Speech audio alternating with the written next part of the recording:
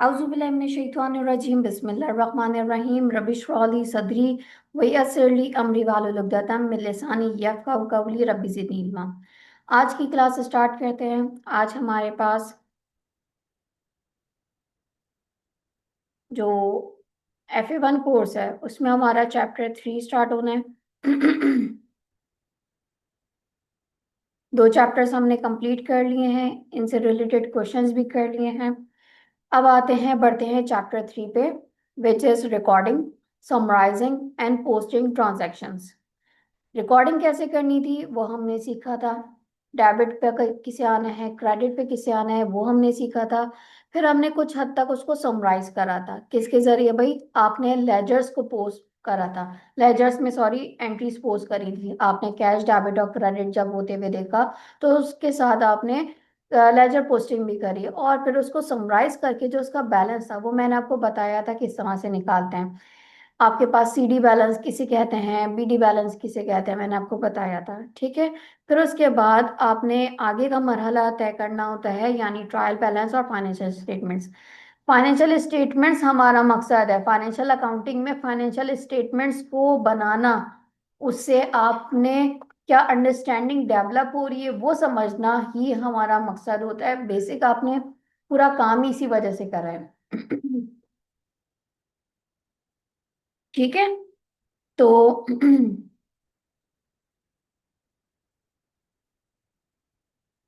3rd chapter था ना हमारा, या 4th था? 3rd था ना।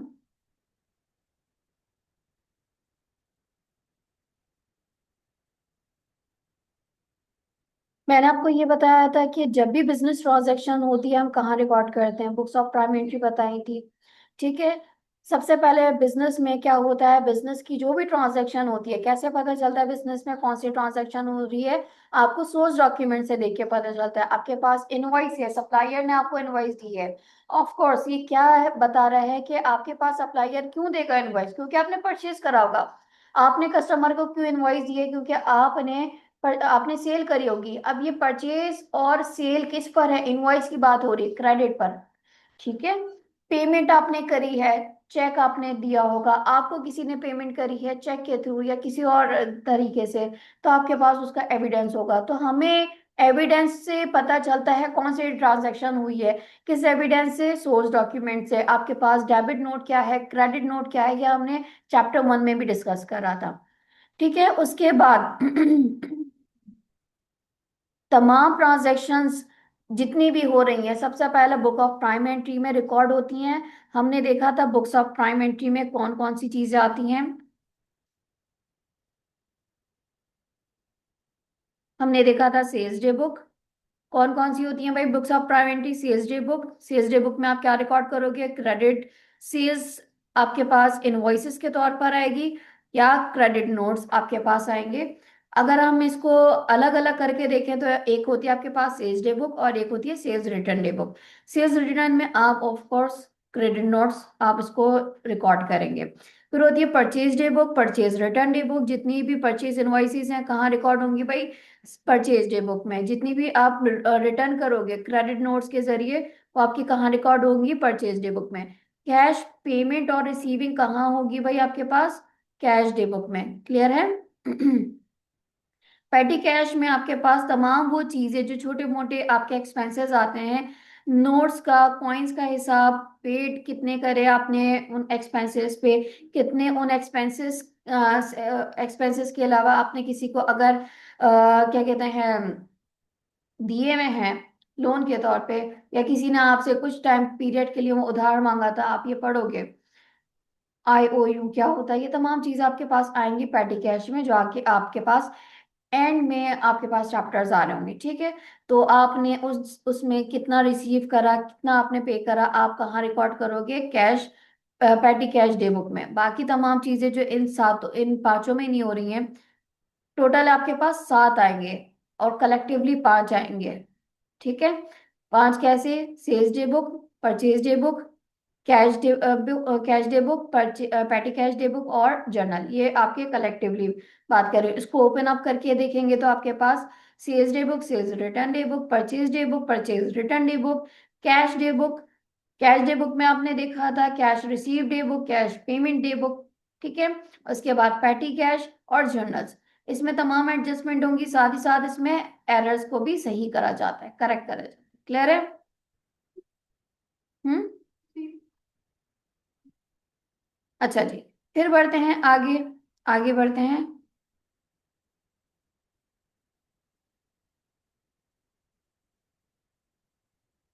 इस तरह से हमने क्वेश्चन कर रहे थे, ये याद है?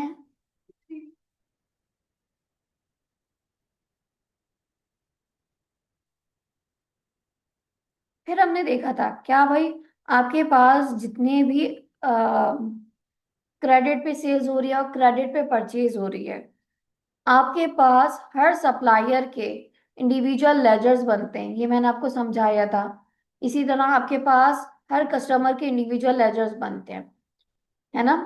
जो हमने देखा था, आपके पास फॉर एग्जांपल 4 कस्टमर्स हैं, कस्टमर 1, कस्टमर 2, कस्टमर 3, कस्टमर 4, तो इनके इंडिविजुअल लेजर्स सॉरी, इनके इंडिविजुअल लेजर्स भी बनेंगे और इनका कंट्रोल लेजर भी बनेगा। साथ ही साथ जितने भी सप्लायर्स हैं आपके पास for example supplier A, B, C, D पता नहीं क्या हो गया, तो उन तमाम के क्या होंगे, हर एक के इंडिविजुअल लेजर्स बनेंगे, जिसको आप पर्सनल लेजर भी कहते हो, मेमोरेंडम अकाउंट भी कहते हो, साथ ही साथ कंट्रोल भी बनेगा। क्लियर है? और फिर इसी तरह से आपके पास तमाम कैश के हैं आपके पास, और इसके अलावा आपके पास बैंक के हैं, आपके पास फर्नीचर है, लाइबिलिटी है, तमाम के जर्नल लेजर्स बनते हैं, ठीक है। अच्छा जी, आपने ये चीज देखी होगी, तमाम जो कंट्रोल लेजर्स हैं वो जर्नल में ही आपके पास आ रहे हैं। क्लियर है? पोस्टिंग किस तरह से करनी है वो मैंने आपको बताया था, जब भी एंट्री जैसी बन रही है आपके पास, उस अकाउंट, उस टाइटल ऑफ अकाउंट का नाम लिखा जाता है। एक साइड होती है डेबिट, दूसरी साइड होती है क्रेडिट, और जैसे जैसे एंट्री में वहां पे उस अमाउंट से पोस्ट कर रहे हैं, रीजन उसका लिख रहे होते हैं, और क्या कर रहे होते हैं, डेबिट को अगर आपके पास एसेट है, एक्सपेंसेस है, तो इनको डेबिट साइड पे पहले टोटल करा जाता है, फिर क्रेडिट साइड का, और डेबिट में से क्रेडिट माइनस कर दिया जाता है। जो डिफरेंस अमाउंट आ रही है वो उसका बैलेंस कहलाता है उस पीरियड का। अब ये बैलेंस सीडी कहलाएगा नेक्स्ट, जब आपका पीरियड आएगा, जब ओपनिंग होगी पीरियड की या मंथ की, वो वही पीरियड, वही आपका बैलेंस क्या क्या हो जाएगा, ओपनिंग बैलेंस कहलाएगा, बीडी बैलेंस कहलाएगा, ठीक है।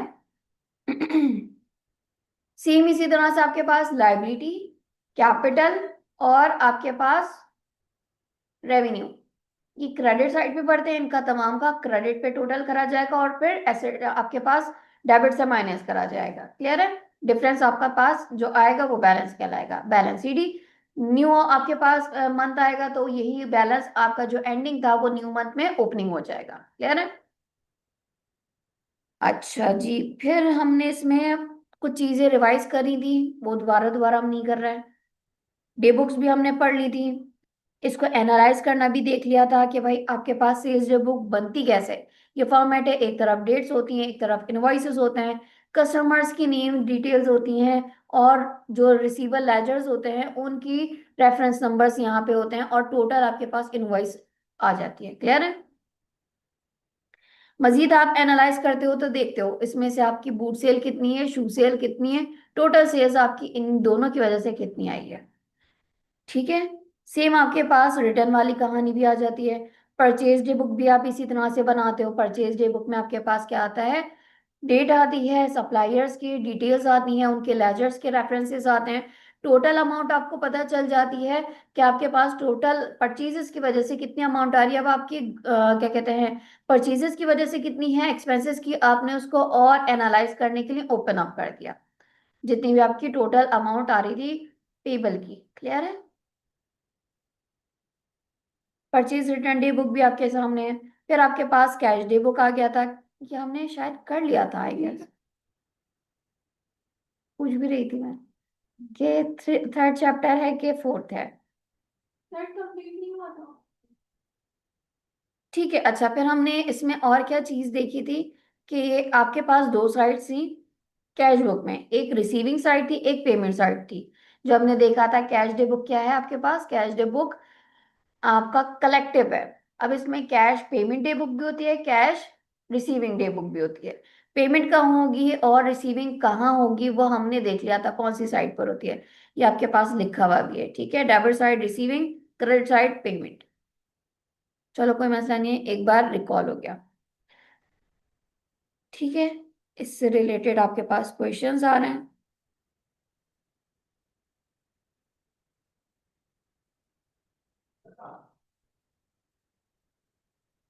अच्छा, बैंक स्टेटमेंट क्या होती है? बैंक स्टेटमेंट हमारे पास बैंक की तरफ से एक स्टेटमेंट आती है, जितने भी on behalf of bank activities perform हो रही हैं, ट्रांजैक्शंस परफॉर्म हो रही हैं, लेन देन हो रहा है, कस्टमर्स को से आपने पेमेंट रिसीव करी, किसी सप्लायर को पेमेंट करी, या अपने और एक्सपेंसेस के लिए आपने पेमेंट करी किसी इदारे को, के इलेक्ट्रिक को, वॉट एवर दूसरे इदारे को।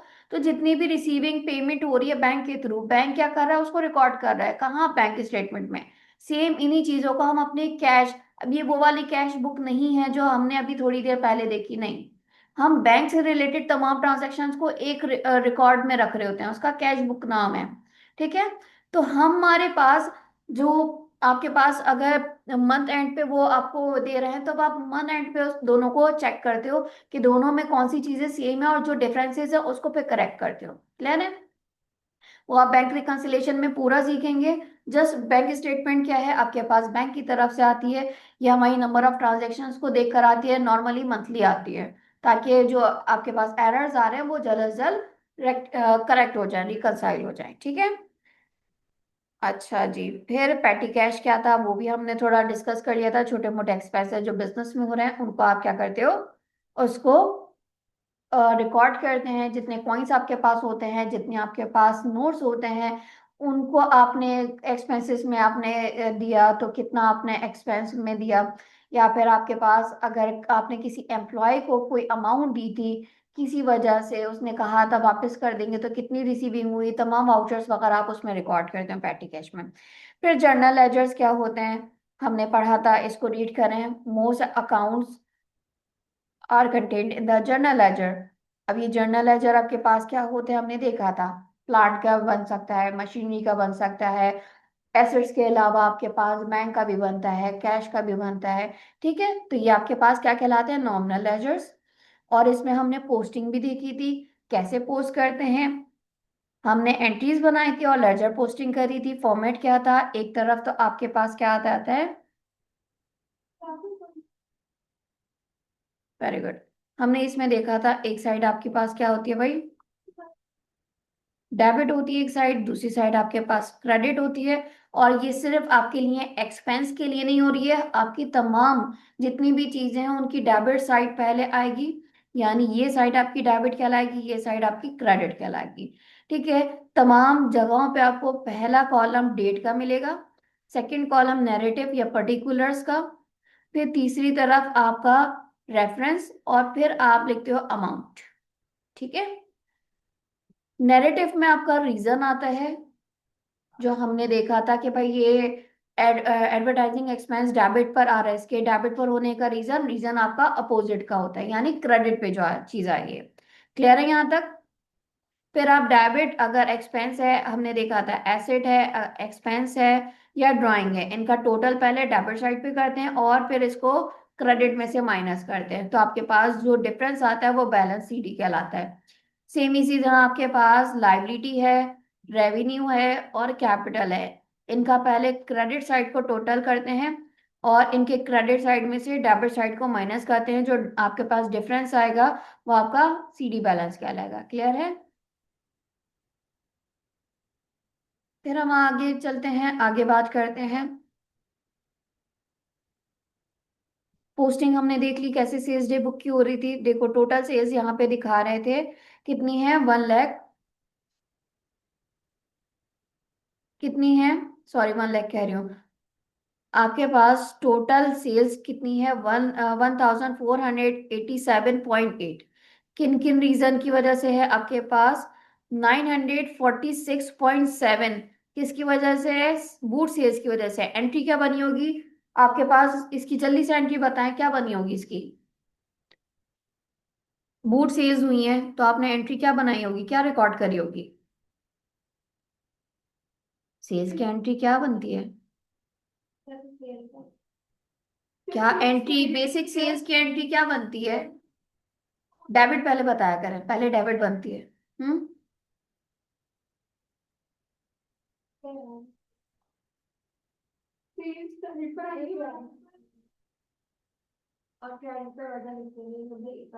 बेटा मैं एंट्री पूछ रही हूँ, पहले मुझे एंट्री बताएं।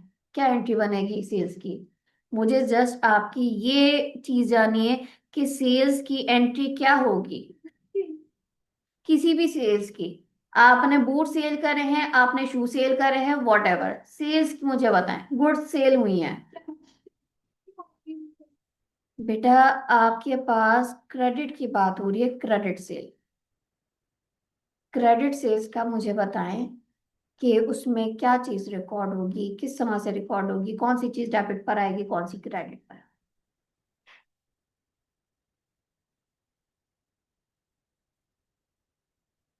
ये हमने लास्ट क्लास में ही सीखा था, अकाउंट रिसीवेबल होता है डेबिट। जब भी क्रेडिट सेल की बात है, आपके पास अकाउंट रिसीवेबल डेबिट होगा और सेल्स होगी क्रेडिट। ये हमने लास्ट टाइम भी तो पढ़ा था। नहीं पढ़ेंगे तो ये रिजल्ट आएगा, ये आता ही रहेगा। रिसीवेबल डेबिट हो रहा है, रीजन क्या है भाई? Boot cell. सेम आपका शू सेल के लिए भी यही एंट्री बनेगी। क्या होगा? अकाउंट रिसीवेबल डेबिट और सेल्स क्रेडिट। ठीक है। आपके पास ट्रेड रिसीवेबल डेबिट हुआ, रीजन क्या है इसका? सेल्स। सेम इसी तरह से आपके पास,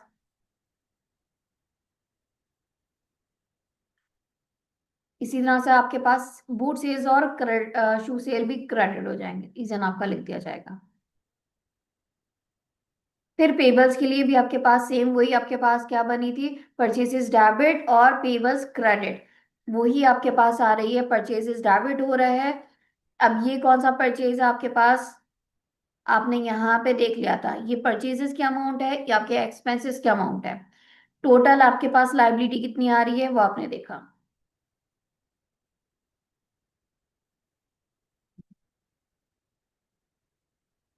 फिर हम आ जाते हैं किस चीज पे भाई?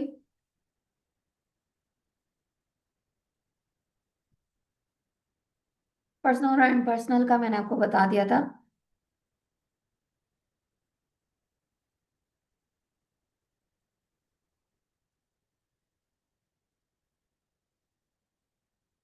अच्छा जी। फिर हम आ जाते हैं किस पे? अगर आपके पास डिस्काउंट है, डिस्काउंट कौन सा? अब आपके पास दो तरह से डिस्काउंट्स आते हैं, दो तरह से आपके पास डिस्काउंट आते हैं। ठीक है। एक होता है, डिस्काउंट हमने पहले डिस्कस करे होंगे चैप्टर 1 में, ट्रेड डिस्काउंट और कैश डिस्काउंट। ठीक है। अब आपके पास वो चीज तो है, लेकिन डिस्काउंट आपके पास या तो रिसीव भी हो सकता है या आपको अलाउ भी हो सकता है, वो टाइप सी। वो हमने देख ली थी डिस्काउंट की दो टाइप सी। लेकिन डिस्काउंट दो तरह से, किस तरह से देखा जाता है? एक आपको रिसीव भी होता है, रिसीव्ड होगा कब, और आप अलाउ कब करते हो?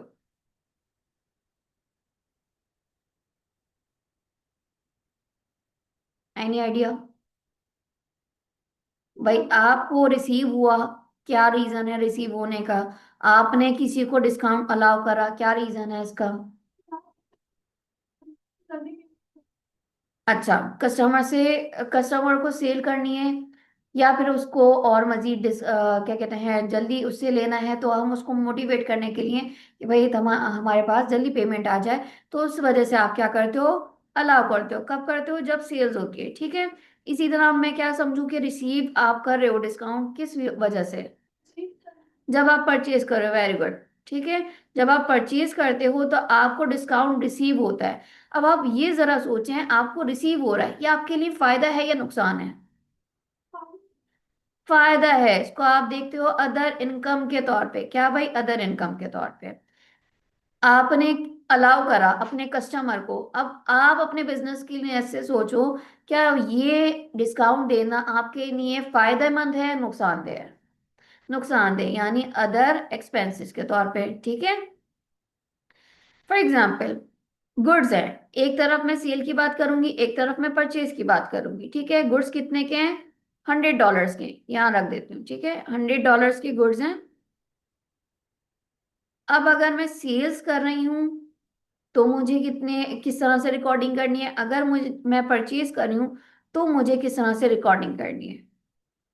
देखें, फॉर एग्जाम्पल मैंने गुड्स सेल करी थी, ठीक है। अब सेल करी थी ₹100 वाली गुड्स, और मजीद उसको मैंने बोल दिया था आप इतने दिनों में आओगे, फॉर एग्जाम्पल 10 दिनों में आओगे तो मैं तुम्हें ₹10 का और डिस्काउंट दे दूंगा। अभी तो वो मैंने नहीं दिया, मुझे जब कैश पे मिलेंगे तब मैं इसको क्या करूंगी, फिर रिकॉर्ड करूंगी। अभी मेरे पास से क्या हो गई भाई, सेल्स हो गई, क्या रिकॉर्ड करूंगी, अकाउंट रिसीवेबल डेबिट कितने से, 100 से, $100 से। और सेल्स मेरी क्या है, क्रेडिट कितने से भाई, $100 से, ऐसा ही है। मैंने उसको 10 दिनों की टाइम दिया था, और इसमें मैंने कहा था अगर आपने पेमेंट मुझे कर दी तो मैं आपको ₹10 का डिस्काउंट दूंगा, ठीक है, ऐसा ही है। अब एग्जाम्पल के तौर पे वो मुझे 10 दिनों के अंदर पेमेंट करने आ गए, बहुत खुश थे, हैप्पी हैप्पी आए कस्टमर साहब, और उन्होंने मुझे पेमेंट कर दी। लेना मुझे कितना था, पूरे $100 जिम्मेदारी थी, मैंने अपनी तरफ से उसको डिस्काउंट दिया, तो उसकी जिम्मेदारी तो पूरी है ना, उसकी जिम्मेदारी क्या हो जाएगी, $100 से खत्म हो जाएगी, ठीक है। $100 के अकाउंट रिसीवेबल क्या हो गया, $100 से क्रेडिट हो गया,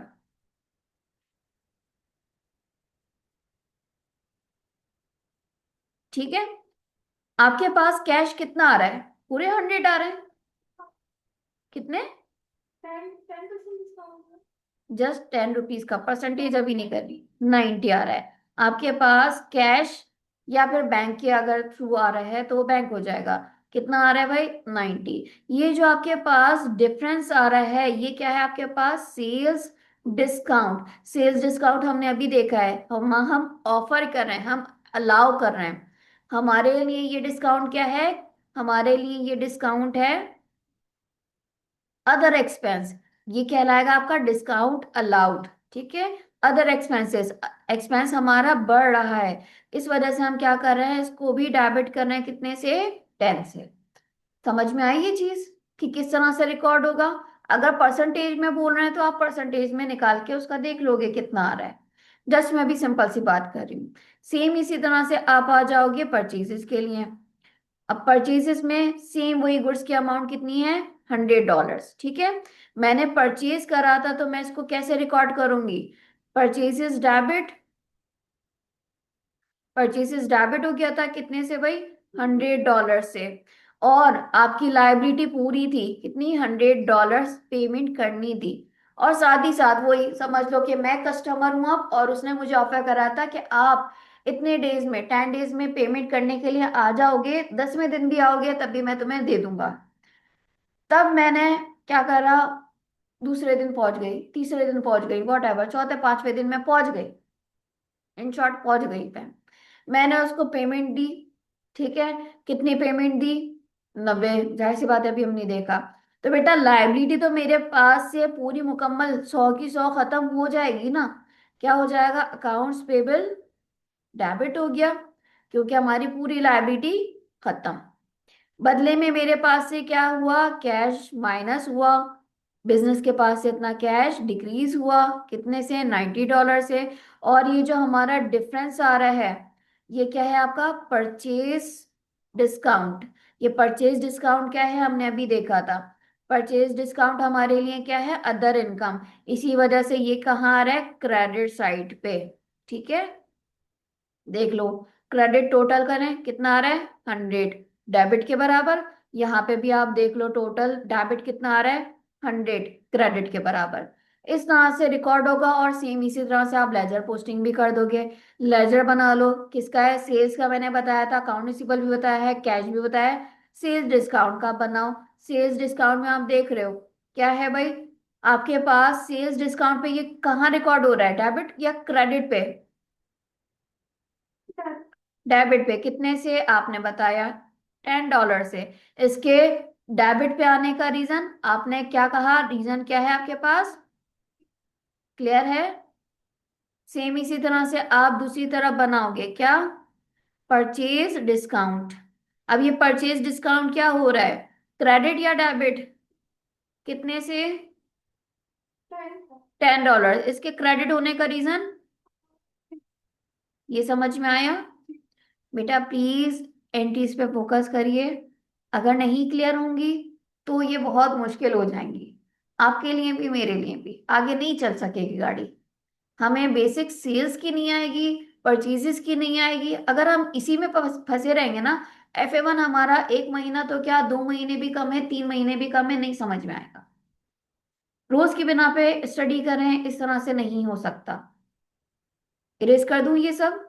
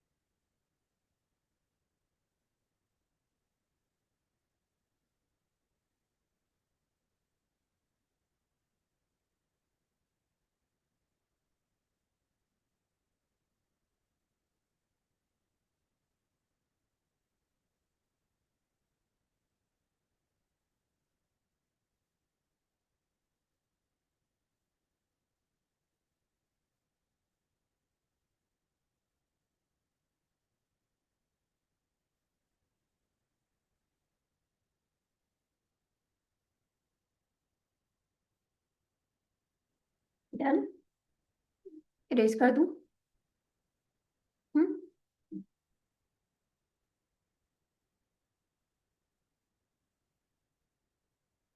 ठीक है, अब आगे बढ़ते हैं हम।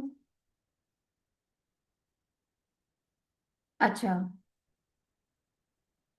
पर्सनल और इम्पर्सनल की बात भी हो गई थी। आगे क्या है भाई, आगे आगे आगे, आगे। लेजर्स में पोस्टिंग करना भी हमने सीख लिया था। कंट्रोल अकाउंट्स क्या होते हैं, किन किन के बनते हैं हमने देखा था। आपके पास रिसीवेबल का भी बनता है, पेबल्स का भी बनता है, किस किस तरह से बन रहा होता है, हमने ये चीज देखी थी। क्लियर है।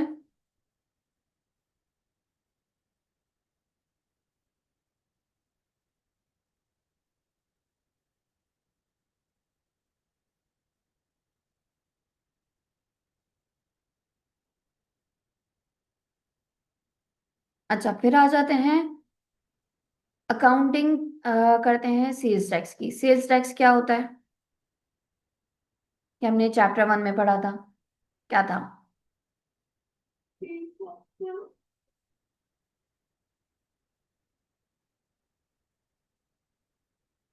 भाई जब आप कोई गुड्स परचेज करते हो या सेल करते हो, दोनों पे टैक्स लगता है, तो उसको कहते हैं सेल्स टैक्स। एक होता है आउटपुट। हाँ, हम क्या करते हैं, अगर हम उस चीज को सेल कर रहे हैं तो हम गवर्नमेंट के बिहाफ पे उसको लेते हैं, या अगर कोई और सप्लायर उसको क्या कर रहा है, सेल कर रहा है, तो मैंने गवर्नमेंट के बिहाफ पे उसको दे दिया, उसने क्या करा, गवर्नमेंट के बिहाफ पे कलेक्ट करा ना। ठीक है, मैंने उसको गवर्नमेंट के बिहाफ पे नहीं दिया, सॉरी, मैंने उसको पे करा, और वो क्या कर रहा है, गवर्नमेंट के बिहाफ पे कलेक्ट कर रहा है, जैसे मैंने पहले करा था। ठीक है, तो सेल्स टैक्स आपके पास दो तरह से थे, हमने देखा था, आउटपुट सेल्स टैक्स होता है और आपका इनपुट सेल्स टैक्स होता है। हमने उसको देखा था, नेट करना भी सीखा था, ग्रॉस करना भी सीखा था। फिर अब आप आ जाते हो क्या, अगर आप आउटपुट सेल्स टैक्स देखते हो तो उसको कैसे रिकॉर्ड करते हो। देखो भाई, नॉर्मल आपके पास एंट्री क्या बनती है, नॉर्मल आपके पास एंट्री सेल्स की क्या बनती है, आपको यहाँ पे अंदाजा हो रहा होगा।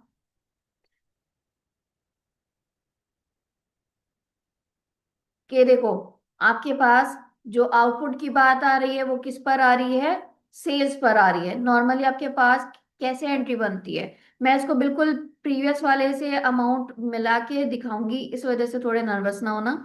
देखो जनाब, कैसे है, अकाउंट रिसीवेबल डेबिट हो जाता है, सेल्स क्रेडिट हो जाता है, ऐसा ही है ना, इसी तरह की एंट्री बन रही है। अब एग्जाम्पल के तौर पे वही वाली चीज, इसको मैं थोड़ा छोटा करूं।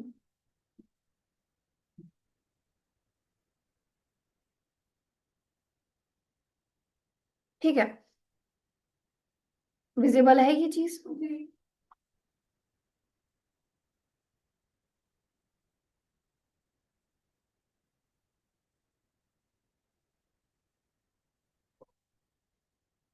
अच्छा जी, फिर मैं क्या कह रही हूँ, फॉर एग्जाम्पल मैंने वही काम करा, क्या, क्या आपके पास जो,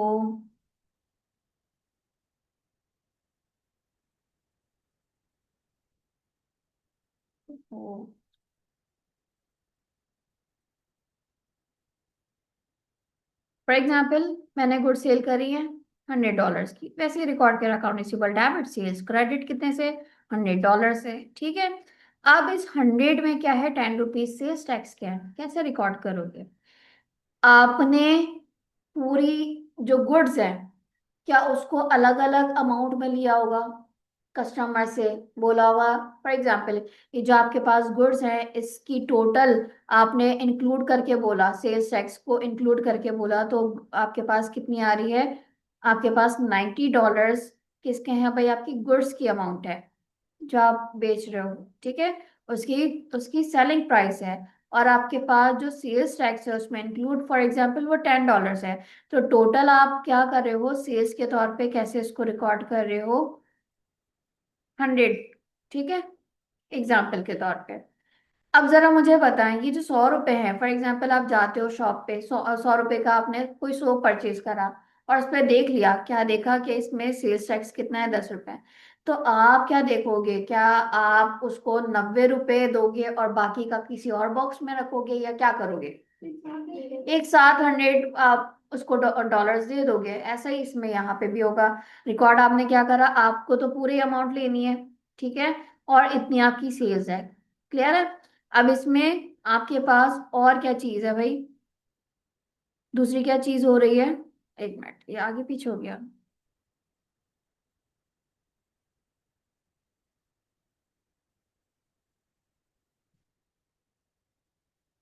अच्छा, परचेज इसके बाद पहले इसकी है, तो आप अगर आपने इतनी पूरी अमाउंट लेनी है ना, तो आपके पास क्या हो रहा है, अब आपके पास दो बातें आती हैं, कब आपने रिसीव करनी है, कब आपने पेमेंट करनी है। आपके पास फॉर एग्जांपल पूरी अमाउंट आ रही है, आपके पास कैश तो पूरा ही आएगा, ठीक है, आपके पास पूरा क्या आ जाएगा, कैश। अब ये पूरी अमाउंट तब थी जब मेरे पास क्या था भाई, जब मेरे टैक्स की नहीं मुझे पता था, मैंने अपने आप को नहीं इसमें रजिस्टर करवाया था। अब जब मेरा रजिस्टर हुआ हुआ है, या फिर मुझे टैक्स की अमाउंट पता है, तब मैं इसको कैसे रिकॉर्ड करूंगी, नॉर्मली आप कैसे बनाते हो, आप इस तरह से इसको रिकॉर्ड करते हो, जब आपको टैक्स की अमाउंट नहीं दी जाती तब आप क्या करते हो, पूरी इस तरह से बनाते हो।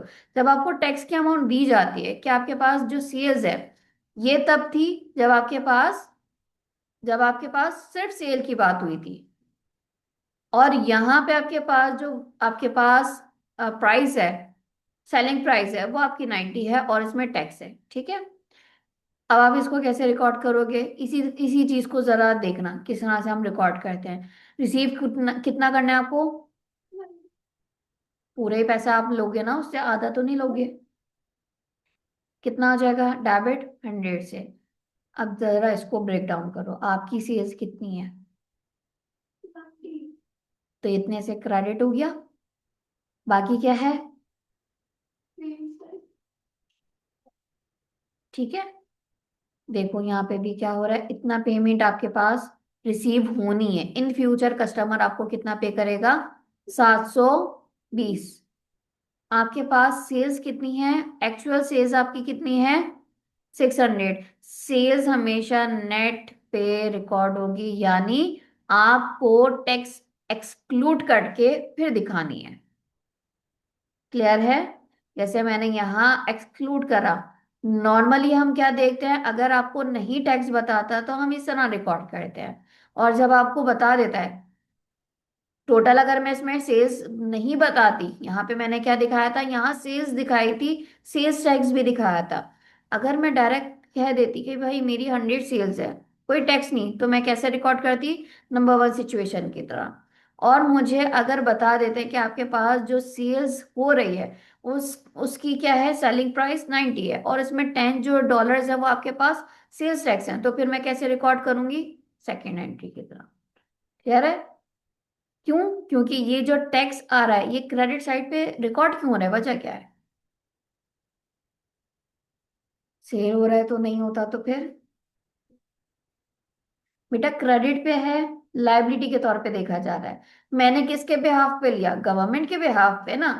तो गवर्नमेंट के बिहाफ पे क्या करूंगी, लेके अपने पास थोड़ी रखूंगी, दूंगी। ठीक है, इस वजह से इसको क्रेडिट पे रखा कि इतना अमाउंट मैंने देना है।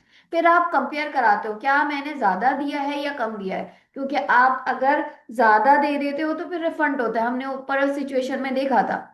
अगर कम देते हो तो आपको मजीद देना होता है। अब ये तभी क्लियर होगा जब आप पुरानी सिचुएशंस को देखोगे। ठीक है, यहां तक समझ में आया? अब इसी चीज को रख के मैं दिखाती हूँ क्या बेटा, अगर हम परचेज कर रहे हैं तब इसको किस तरह से रिकॉर्ड करेंगे। अगर तो आपका रिफंडेबल नहीं है, यानी रिफंड नहीं होना है टैक्स, तो आपने जैसे नॉर्मल बनाते हो वैसे ही परचेजेस क्या होता है भाई, परचेजेस हो जाएगा डेबिट, परचेज हो जाएगा डेबिट, कितने से, फॉर एग्जांपल $100 से, और पेबल हो जाएगा क्रेडिट। ये नॉर्मल एंट्री है, तब होती है जब आपका क्या होता है, जब परचेज होती है जिसमें आपको नहीं, आपको रिफंड नहीं मिलना होता है, या फिर आपका टैक्स नहीं बताया होता है। जब आपको टैक्स बता देते हैं फिर आप बताते हो अच्छा जी मेरी एक्चुअल परचेज है कितनी। फॉर एग्जांपल हमने यहाँ सेल्स की बात करी थी, अब मैं कह रही हूँ कि मेरी एक्चुअल जो परचेज है, मेरी एक्चुअल परचेज कितनी है, $90 की है, और इसमें जो टैक्स है वो कितना है, $10 का। ठीक है, तो इतना अमाउंट मेरे मुझे क्या करना है, पेमेंट करनी है, इतनी पेमेंट करनी है ना। अगर ये टैक्स नहीं दिया होता, सिर्फ आपको बोला जाता कि भाई इतने की आपकी गुड्स है, तो आप इसको कैसे रिकॉर्ड करते, पूरे 100 पे। अब चूंकि आपको टैक्स बता दिया गया है तो आप बताओगे कि भाई एक्चुअल मेरी परचेजेस कितनी है, परचेजेस आपके पास हो जाएगी डेबिट $90 से। फिर आपका आपके पास जो, सॉरी परचेज कह रही हूँ, सेल्स टैक्स है, सेल्स टैक्स है, यहाँ क्या हो जाएगा, डेबिट होगा कितने से, $10 से, और पेबल आपका क्या हो जाएगा,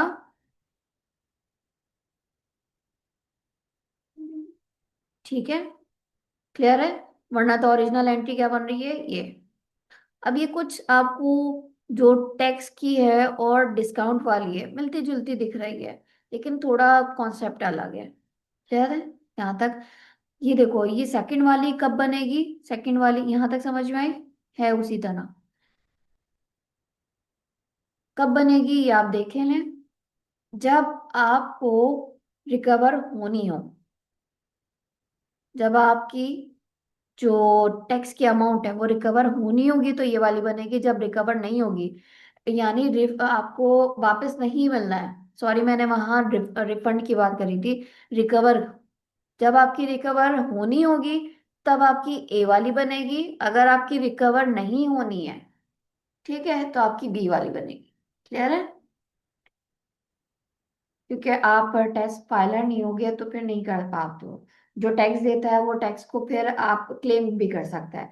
जो टैक्स फाइलर नहीं होता, नहीं दे रहा होता है, टैक्स तो आपने वैसे भी देना होता है, लेकिन अगर आप रजिस्टर होके टैक्स फाइलर के तौर पे दे रहे होते हो तब आप रिफंड, आप, सॉरी रिफंड बार बार आ रहा है, मांग सकते हो, क्लेम कर सकते हो कि भाई मैंने ज्यादा दे दिया मुझे, आपको आप गवर्नमेंट से रिक्लेम क्लेम करके वापस ले सकते हो। ठीक है, यहाँ तक समझ में आया?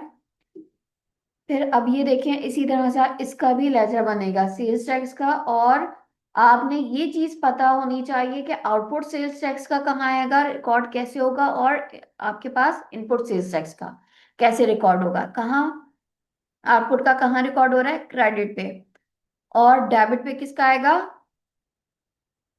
ठीक है, इस तरह से अगर फॉर एग्जाम्पल यहाँ पे आपने देखा, क्या आपके पास आउटपुट का कितना है, $450। क्लियर है?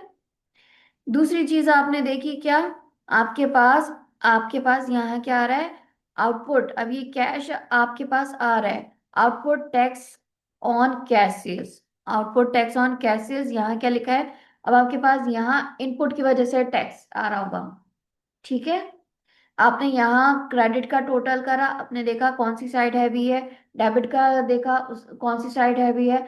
अगर आपके पास आउटपुट ज्यादा होता है इनपुट से तब क्या होता है, हमने ये शुरू में देखा था, आपको मिलेगा या फिर आपको पे करना होगा, ये हमने देखा था। तो अगर तो आपकी आउटपुट ज्यादा हो रही है इनपुट से, फिर आप उस सिचुएशन के हिसाब से काम करते हो। अगर इनपुट ज्यादा होती है आउटपुट से तो फिर आप सिचुएशन के तहत काम करते हो।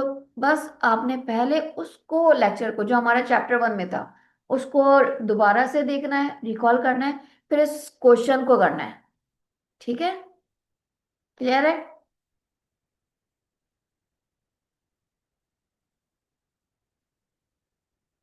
अच्छा, मेथड्स ऑफ कोडिंग देखो, इंस्टाग्राम यूज करता है कोई?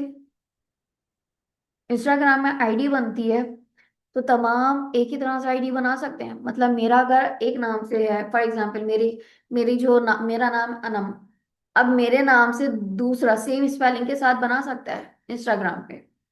नहीं, कुछ चेंजेस लानी होगी, अनम के साथ कुछ और लिखना होगा। क्यों? वजह, एक जैसा ना हो, यूनिकनेस लाने के लिए, अपनी एक पहचान, मतलब उस कस्टमर की पहचान, आइडेंटिटी के लिए, ताकि आपका अलग अलग जितने कस्टमर्स हैं उनकी पहचान भी रहे। अब यहाँ पे बिजनेस में ये कोडिंग का सिस्टम क्यों करा जा रहा है? हम तो नहीं पहचान सकते किसी को भी। कस्टमर के लिए भी कोडिंग का सिर्फ कस्टमर के लिए नहीं होता, आप सप्लायर्स के लिए भी कर रहे होते हो कोडिंग, आप किसी और काम के लिए भी, आप देखोगे कि इन्वेंट्री के लिए भी सम टाइम कोडिंग होती है यूज। आप परचेजेस की जो जितनी आप डिटेल्स निकाल रहे हो, या लेजर्स की आप कह सकते हो, लेजर्स को किसी भी चीज को अगर यूनिकनेस लानी होती है तो आप कोडिंग देते हो, वजह आइडेंटिटी रहे। अगर हम कस्टमर के लिए बना रहे हैं तो बार बार उसका इतना सारा डेटा यूज ना करना पड़े कि भाई इसका नाम लिखो, ये कौन सा कस्टमर है, कब से है, जीआर नंबर वगैरह कुछ नहीं। डायरेक्ट आपने उसको एक यूनिक कोड दिया, और फिर अगर उससे उससे आपको कलेक्ट हुआ तो आपने जस्ट कोड डाल के काम कर लिया, या फिर आपने उसको गुड सेल करनी है तो आपने उसके हिसाब से कोड डाल के काम कर लिया। दूसरी चीजों की रिकॉर्डिंग भी कर सकते हैं, इन्वेंटरी वगैरह कुछ दूसरी चीजों की भी। बहरहाल, तो हम क्या करते हैं, कोडिंग करते हैं। कोडिंग के कुछ मेथड्स होते हैं आपके पास, इसको रीड करें।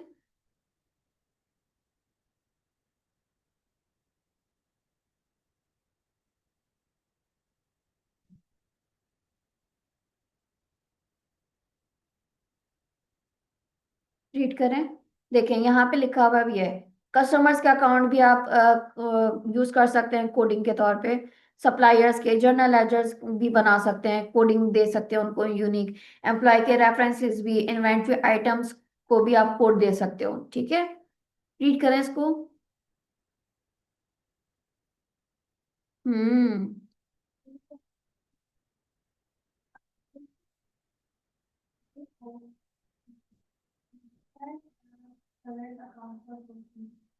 ठीक है, हर अकाउंट को आप अकाउंटिंग सिस्टम में क्या करते हो, यूनिक कोड दे देते हो। टू आइडेंटिफाई, वजह क्या है, to identify the correct account for posting, posting के लिए आपने करेक्ट अकाउंट के लिए उसको एक यूनिक कोड दे दिया है। किसी भी चीज का दे सकते हैं, हमने ये देखा था।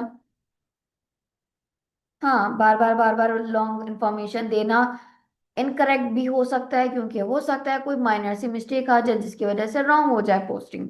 तो आप चाहते हो कि शॉर्ट वक्त शॉर्टली आप काम करो। मतलब आजकल का दौर स्मार्ट वर्किंग का है, हार्ड वर्किंग का नहीं है ना। तो इस वजह से हम चाहते हैं कि स्मार्टली काम हो जाए, बहुत लंबा टाइम के बजाय क्विकली काम हो जाए। तो हम क्या करते हैं, उसको यूनिकनेस लेकर आते हैं आगे। यहाँ तक समझ में आ गया? अब देखो, आपके पास यहाँ पे एक फॉर्मेट दिया गया है, एक तरह से बताया गया है। हम किसी लेजर्स के लिए भी बना सकते हैं, प्लांट एंड मशीनरी के लिए भी बना सकते हैं, नॉन करंट एसेट किसी के लिए भी बना सकते हैं। ये इन्होंने जस्ट दिखाया, इस तरह से हो जाता है। आप बना सकते हो, बनाते हो नहीं बनाते कंपनी डिपेंड करती है कि कौन सा मेथड यूज कर रहे हैं, किस चीज के लिए यूज कर रहे हैं। आया कि कस्टमर्स के लिए, या फिर सप्लायर्स के लिए, या फिर वो नॉन करंट एसेट को के लिए रिकॉर्ड कर रहा है, इन्वेंट्री के लिए कर रहा है क्या, ठीक है। डिपेंड करता है ऑर्गेनाइजेशन पे। देन फिर आ जाता है मैनुअल सिस्टम और कंप्यूटराइज सिस्टम। क्या है ये मिस?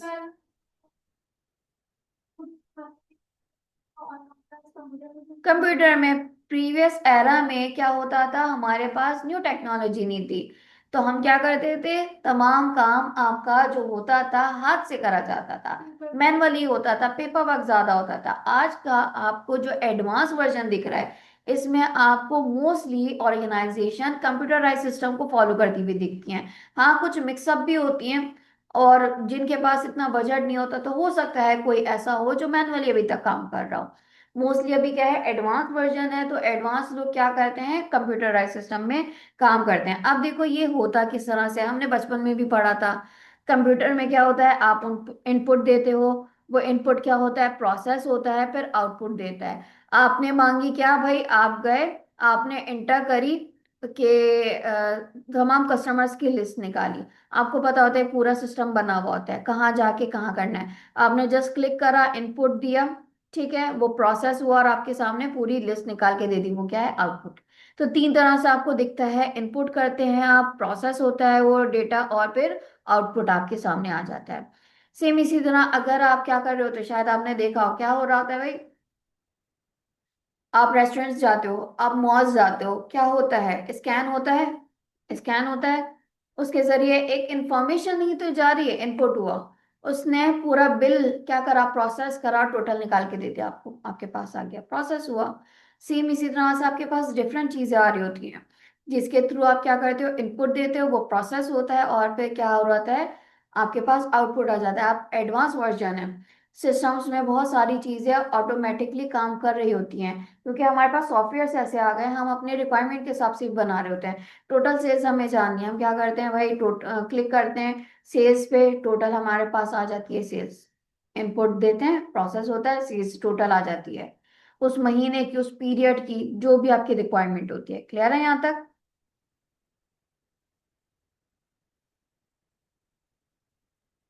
अच्छा।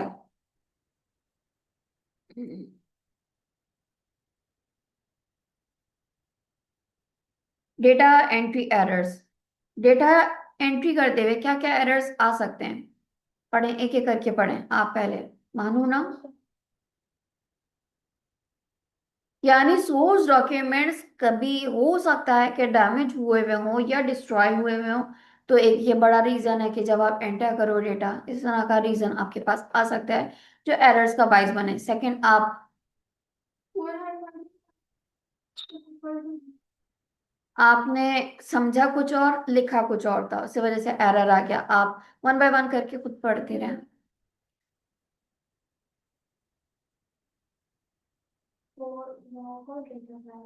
यानी कोई इंफॉर्मेशन या तो ओमिट हुई हुई है या इनकरेक्टली लिखी हुई है, तो आपने उसको गलत समझा, और हो सकता है कि ये चीज आपने देखी हो कि फॉर एग्जांपल 4 5 6 लिखा हुआ था, और गलती से उसने जो जिसने लिस्ट बनाई थी या उस डेटा पे लिखा, हो सकता है कि वो 3 4 5 के बजाय 4 3 5 या इस तरह से समथिंग हो गया, वो क्या हो गया, गलत चीज हो गई, आपने उसको वैसे ही रिकॉर्ड कर लिया, एंटर हो गया गलत डेटा।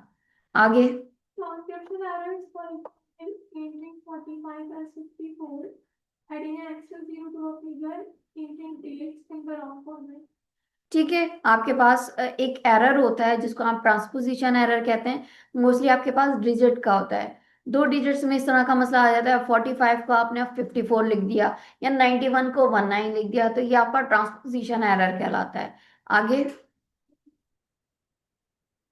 स्टाफ स्किल्ड नहीं है, उसकी वजह से एरर आ गया, उसको आप समझा समझा के थक गए, नहीं इस तरह से करना है, आपको बता दिया कि रिकॉर्डिंग एरर फ्री करने का क्या तरीका है, आप फिर भी वही काम करो जिसकी वजह से एरर्स आ रहे हैं, बार बार आ रहे हैं। ठीक है, आगे, मैलिशियस इंटेंट, किसी से ने जानबूझ के काम कर दिया, इंटेंशनली भी होता है एंड अनइंटेंशनली, जैसे आपका अनस्किल्ड स्टाफ था वैसे। ठीक है, अब इसको रिड्यूस कैसे कर सकते हैं, इस एरर को, ये जो आपके पास एंट्री के तौर पर आ रहा है, उसको कैसे रिकवर कर, इसको रिड्यूस कैसे कर सकते हैं, पढ़ें इसको। प्रॉपरली ट्रेन करें स्टाफ को, आपने जिसको भी हायर करा इस काम के लिए, पोस्टिंग वगैरह के लिए, डेटा एंट्री के लिए रखा है, तो उसको सही से ट्रेन करें और तमाम स्टाफ को कोशिश करें कि वो एक्सपीरियंस स्टाफ लें। आगे,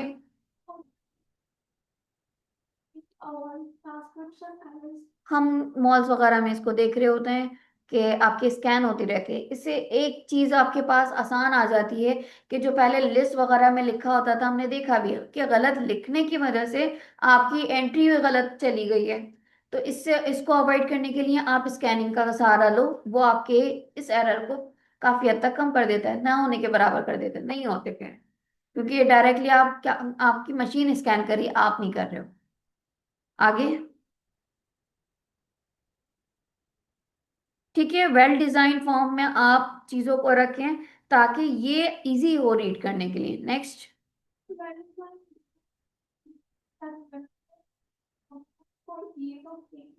क्लियर है ये? नेक्स्ट,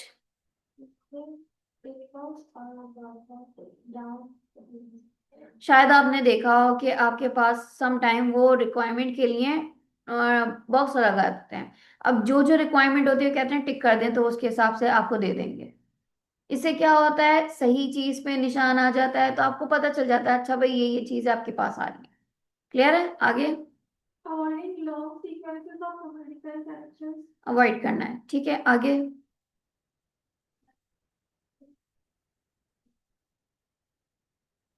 इनकंसिस्टेंसीज 2 बार एटलीस्ट चेक कर लें ताकि कोई मुश्किलात ना फेस करनी पड़े। आगे, अच्छा, वैलिड होना चाहिए आपके पास डेटा, जो चीजें आप उसको एंटर कर रहे हो वो वैलिड होनी चाहिए।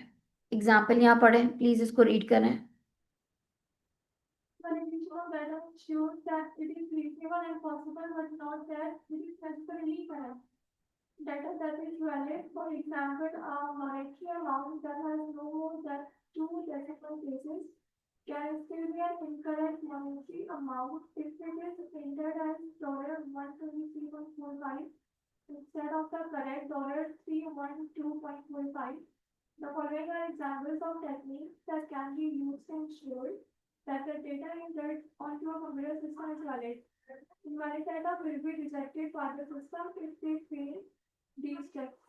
ठीक है, डाटा हमेशा वैलिड हो तो सही है, इनवैलिड डेटा खुद ही फेल हो जाएगा, वो रिजेक्ट कर दिया जाएगा। यहाँ तक कोई सवाल? ये आप रीड कर लीजिएगा। अच्छा, फिर आता है हमारे पास बैच प्रोसेसिंग और आता है हमारे पास ट्रांजैक्शन प्रोसेसिंग। बैच प्रोसेसिंग क्या होती है, क्या लिखा हुआ है ये?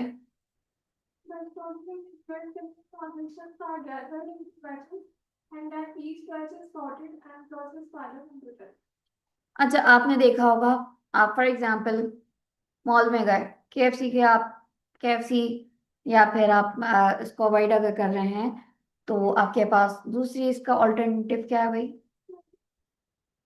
ऑल्टरनेटिव मैं बाइकआउट का हटा के कह रही हूँ। फॉर एग्जाम्पल कबाबजीस ले लेते हैं, ठीक है, कोई पाकिस्तानी ब्रांड ले लेते हैं। वहां क्या होता है, जैसे जैसे 1 बाय 1 कस्टमर आते रहते हैं, वो क्या करते हैं, अपना ऑर्डर प्लेस करवाते रहते हैं। वो ऑर्डर क्या कर रहा होता है, प्लेस कर रहा होता है, फिर आपको हाथ में बिल थमा देता है, टिल दे देता है। वो कर क्या रहा है, 1 बाय 1 रिकॉर्ड कर रहा है। क्या कर रहा है, 1 बाय 1 रिकॉर्ड कर रहा है। आपने ऑर्डर दिया, आपका टोटल बिल पता चल गया, आपके बाद दूसरे ने ऑर्डर दिया, उसका टोटल बिल पता चल गया, आपके पास भी रिकॉर्ड हो रहा है, उसके पास भी जा रहा है कि टोटल आपके पास कितना अमाउंट उससे लेना है, कितना। अब वो कैश काउंटर पे जमा कराएगा, वो अलग बात है। आपके पास क्या हुई, सेल्स रिकॉर्ड हुई, किस किस चीज की सेल्स हो रही है, तमाम चीजें रिकॉर्ड हो रही हैं। ऐसा ही है, ये क्या कहलाती है, 1 बाय 1 जो आप काम कर रहे हो वो कहलाएगी ट्रांजैक्शन प्रोसेसिंग। जबकि आपने क्या करा, एक पूरी आपने फॉर एग्जांपल परचेज करना चाह रहे हो, क्या क्या परचेज करना चाह रहे हो, आपने पूरी एक लिस्ट बनाई, ठीक है, लिस्ट बनाई सेम आइटम्स की, कि आपको अपने फॉर एग्जांपल शॉप पे क्या क्या रखना है, इतनी स्टेशनरी रखनी है, इतने पेपर्स रखने हैं आपने, इतने कलर्स रखने हैं, इतने मार्कर्स, आपने पूरी बना दी। कितने कितने कलर्स का सेट होना चाहिए, मतलब कितने उसमें 12 होने चाहिए, 24 या कितने, किस कंपनी के होने चाहिए, वो तमाम आपने पूरी लिस्ट बना दी है। फिर क्या करा, उसको डाला कि इतना मेरे पास ये चीजें रिकॉर्डिंग में होनी चाहिए, मुझे अमाउंट पता चल जाएगी।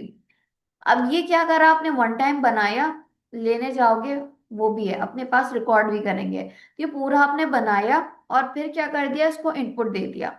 वो प्रोसेस करेगा, देख लेगा आपने कौन सी चीज किससे मंगाई है, कितना आपने अमाउंट देना है, और आपने उस पे कोई डिस्काउंट मिला है नहीं मिला, वो तमाम चीजें आपने उसमें एक बार लिस्ट बना के डाल दी। ये कहलाएगी आपकी बैच प्रोसेसिंग। अब इसको कैसे आप सिक्योरली इनपुट कर सकते हो, कैसे?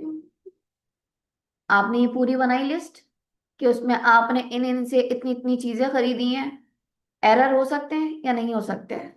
हो सकते हैं। इसको एरर फ्री या मिनिमम एरर के लिए क्या कर सकते हो, कंप्यूटराइज तो कर ही रहे हो ना, पूरी लिस्ट बना के ही तो डाल रहे हो।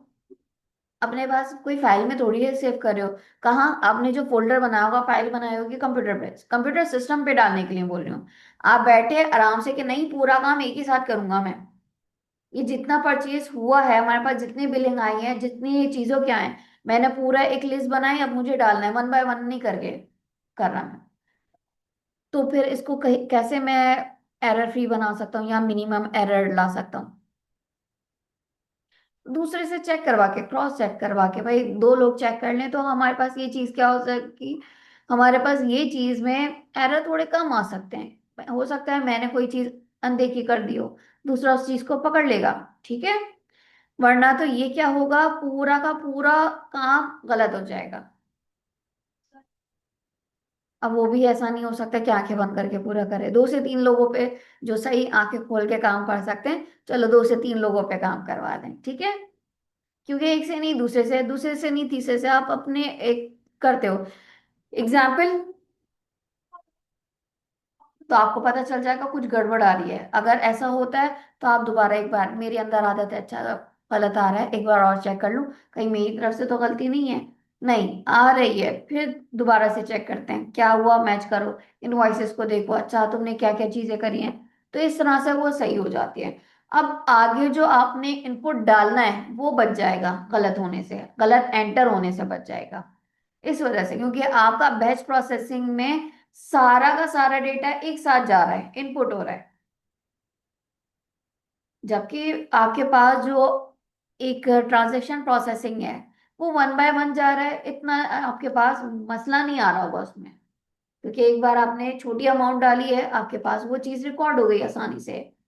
345 है, इसमें 345 को आपने वैसे ही रिकॉर्ड करा होगा, ठीक है। अगर एरर भी हो रहा होगा, फौरन से पता चल गया होगा कि आपने रिकॉर्ड गलत करा है।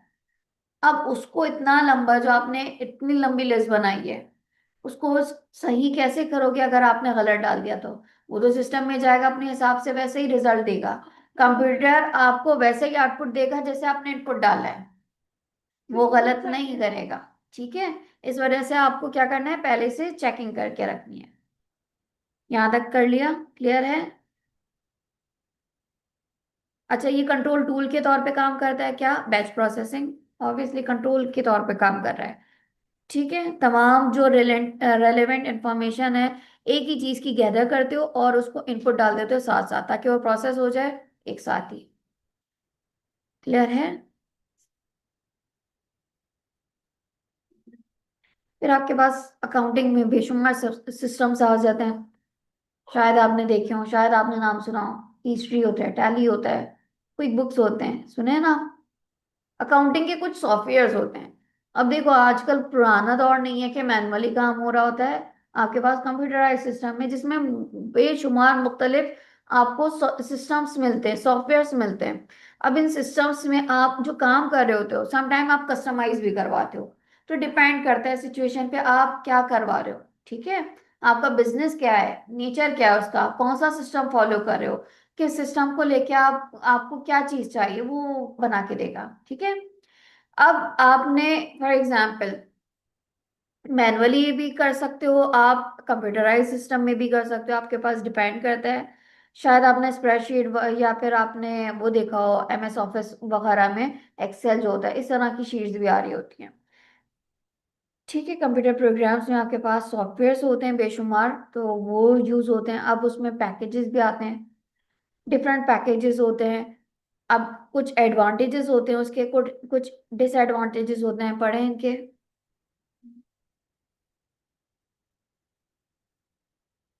नॉन स्पेशलिस्ट यूज कर सकते हैं, जस्ट आपको ट्रेन करना पड़ता है, नॉन ऑब्वियसली।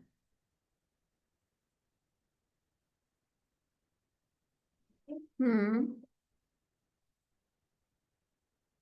हम्म।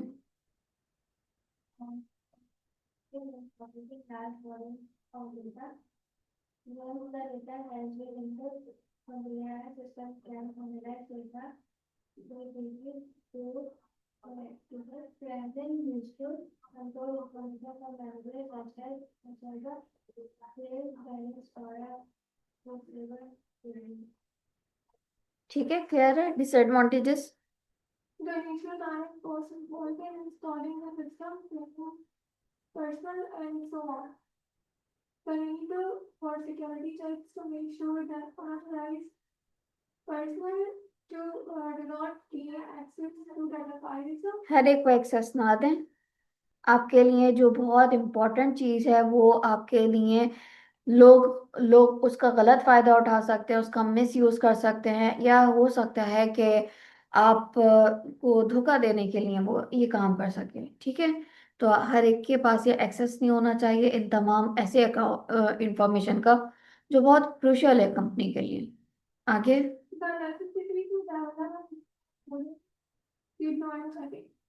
आगे। Lack of audit trail. It is not always easy to see where a mistake has been made. ठीक है, तो हर हर बार तो आपको नहीं पता चलेगा आपने कहाँ करा है, तो आप क्या करते हो, ऑडिट ट्रायल करते रहते हो इस चीज का। आगे।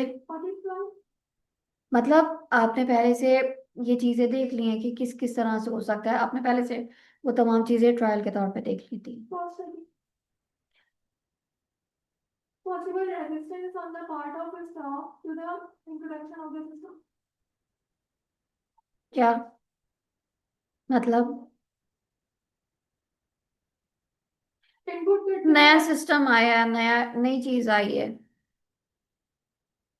फॉर एग्जाम्पल कोविड के टाइम पे बहुत सारे लोग जो टेक्नोलॉजी को नहीं जानते थे, उन्होंने मना कर दिया हम ये अडॉप्ट करेंगे, इस चीज को नहीं पढ़ाएंगे ऐसे।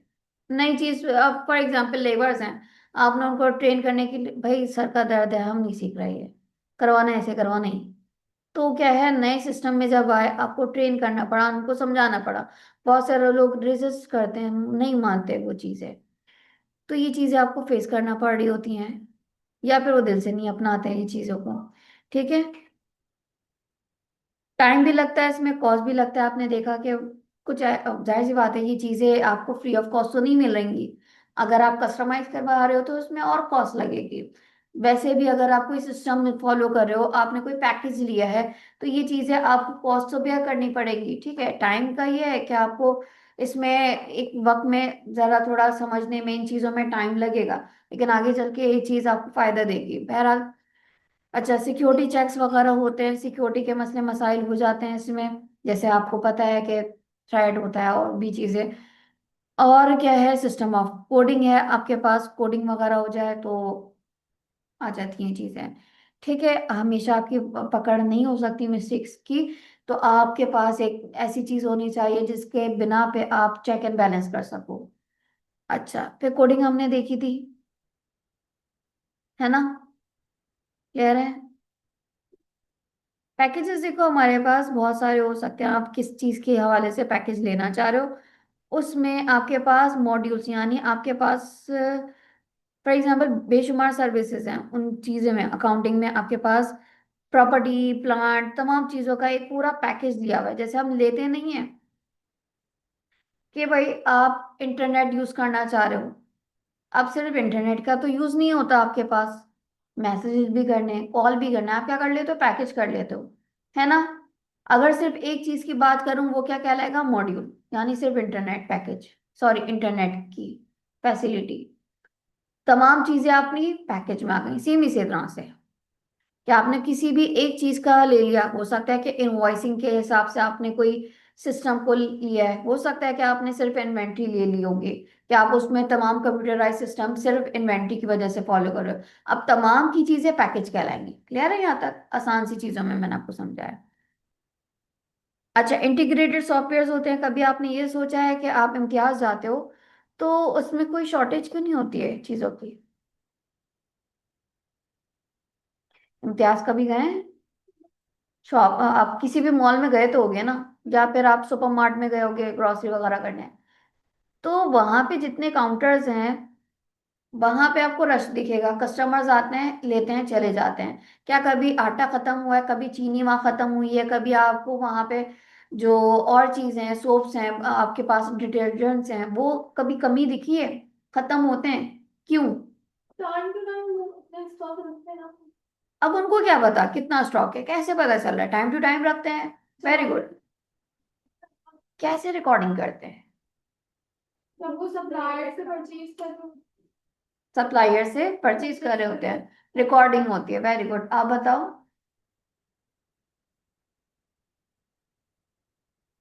कौन सी चीज खत्म होने वाली है, ये तो आपको उस डिपार्टमेंट में पता चलेगा ना।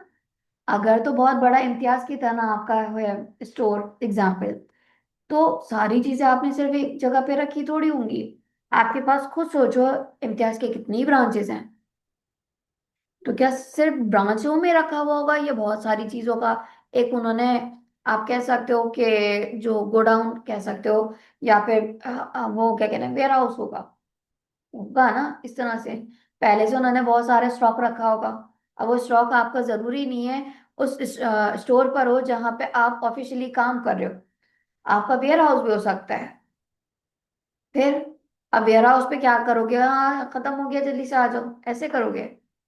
नहीं, पहले से मंगवाते हैं। अब वो पहले से कैसे पता चलता है? देखो, आपने कैश काउंटर पे बिल ले लिया, बिल के साथ साथ क्या हो रहा है, आपकी जितनी इंफॉर्मेशन है ना, मतलब आपने क्या क्या खरीदा, कस्टमर ए ने कितने सोप्स के पैकेट खरीदे, कितने डिटर्जेंट खरीदे, कितना आटा खरीदा, कितना चीनी, वो क्या है आपके पास बिल भी जा रहा है, साथ साथ उनके पास भी क्या हो रहा है, रिकॉर्डिंग हो रही है सेल्स की। साथ हमें अपनी इन्वेंट्री भी पता चल रही है कि अच्छा भाई, हमने फॉर एग्जांपल आटा कितना कितना केजी हमने लिया था, अब हमारे पास इधर कितना केजी पड़ा हुआ है, तो आप फौरन से कॉल करते हो, मंगवा लेते हो। अब ये क्या हुआ हुआ है, आपके पास मैनेजर्स के साथ ये सारा सिस्टम लिंक हुआ हुआ है, कंप्यूटर आपके तमाम लिंक हैं। आपका यानी कैश काउंटर का आप डिपेंड करता है कौन किसके साथ लिंक करा रहा है। मेरी इंफॉर्मेशन मुझे चाहिए, किससे चाहिए मुझे पता है, तो मैंने मैनेजर के साथ करा हुआ है, मैनेजर ने अपने बॉस के साथ करा हुआ है कि ताकि मुझे पता चल जाए सेल्स कितनी हुई है। डिपेंड करता है ऑर्गेनाइजेशन पे, ठीक है। तो इस वजह से क्या होता है, वो जो वेयर हाउस पे मैनेजर है उसको भी पता चल जाता है, अच्छा भाई हमारे इस ऑफिस में, हमारे इस ब्रांच में जरूरत है इन तमाम चीजों की, वो फौरन से भेज देगा। उस ब्रांच में है, फौरन से भेज देगा। इन तमाम चीजों से साथ साथ अब रोजाना की सेल्स भी रिकॉर्ड हो रही है, उसका टैक्स भी रिकॉर्ड हो रहा है। मैंने यही कहा था, आप अकाउंटिंग में कौन सा पैकेज ले रहे हो, कौन सा सॉफ्टवेयर यूज कर रहे हो, तो आपको उस हिसाब से वो तमाम रिकॉर्डिंग पता चल जाएगी। टोटल सेल्स कितनी हुई है, अगर आपने सारा परचे अपना पूरा पैकेज लिया हुआ है, तो सेल्स का भी लिया होगा, परचेजेस का, इन्वेंट्री का हिसाब, हर चीजों का हिसाब किताब एक पक्का वाला सही सिस्टम आप फॉलो कर रहे हो। किसी एक चीज का फॉर एग्जाम्पल हो सकता है आपको लग रहा हो यार सेल्स बहुत मुश्किल है, आपने सिर्फ सेल्स के हवाले से कोई एक आपने बना लिया, वो मॉड्यूल कहलाएगा, ठीक है। अब आपके पास पूरी सेल्स पता चल जाएगी, इसको अब जरा पुराने फॉर्मेट पे रख के देना। टोटल सेल्स पता चल गई कि आपकी फॉर एग्जांपल 1 लाख की सेल हुई है गुलशन ब्रांच में जो आपकी वो नीपा के पास है। अब उसमें आप फिर एनालाइज करते हो, अच्छा भाई इस ये जो पूरी सेल्स थी, ये ग्रॉस सेल्स है, इसमें तो नेट भी है, मेरी एक्चुअल सेल्स क्या है और टैक्स कितना है। फिर आपने और उसको एनालाइज करा, क्या एनालाइज करा, अच्छा जी इसमें मेरी आटे की, चीनी की, परफ्यूम्स की, मेरे पास डिटर्जेंट की कितनी कितनी सेल्स हो रही है, ये सब एनालाइज करा, इस तरह से कर रहे होते हैं, ठीक है। तो ये एक फॉर्मेट बनाया गया है, इसमें इंटीग्रेटेड वैसे ही समझाया गया है जैसे मैंने आपको बताया है। एडवांटेजेस क्या होते हैं इसके, डिसएडवांटेजेस क्या होते हैं, जल्दी से रीड करें।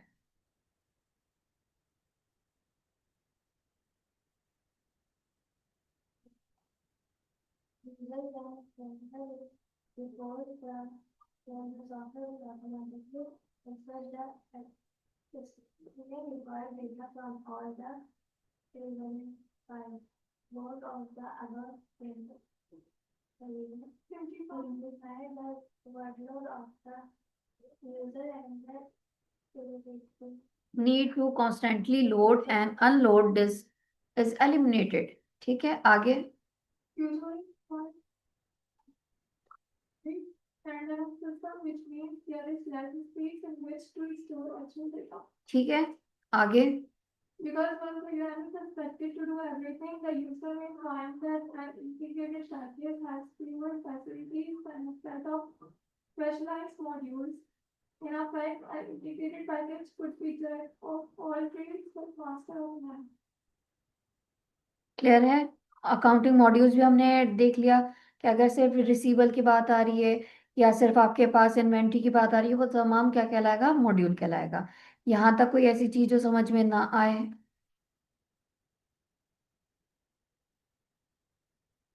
इसको आप रीड कर लीजिएगा। और फिर हमारे पास क्या आ जाता है भाई, ठीक है, जस्ट उन्होंने ब्रीफ करके बताया हुआ है, जिसको मैंने शॉर्टली बताया। यहाँ तक आपका चैप्टर 3 कंप्लीट हो जाता है। यहाँ तक कोई सवाल क्लियर है? अच्छा, फिर हम नेक्स्ट चैप्टर, टाइम है हमारे पास अभी 4 बजे हैं। टाइमिंग क्या थी? 2 से 3 है। इतनी छोटी तो मैं क्लास भी नहीं लेती। चलें, अब नेक्स्ट पे बेटा मुझे सही से गाइड करना है कि कौन सा चैप्टर था। मैंने स्टार्टिंग से करवा दिया। बहरहाल यहाँ तक क्लियर है? ठीक है, आज की क्लास यहीं तक रखते हैं। इंशाल्लाह नेक्स्ट क्लास में मुलाकात होती है।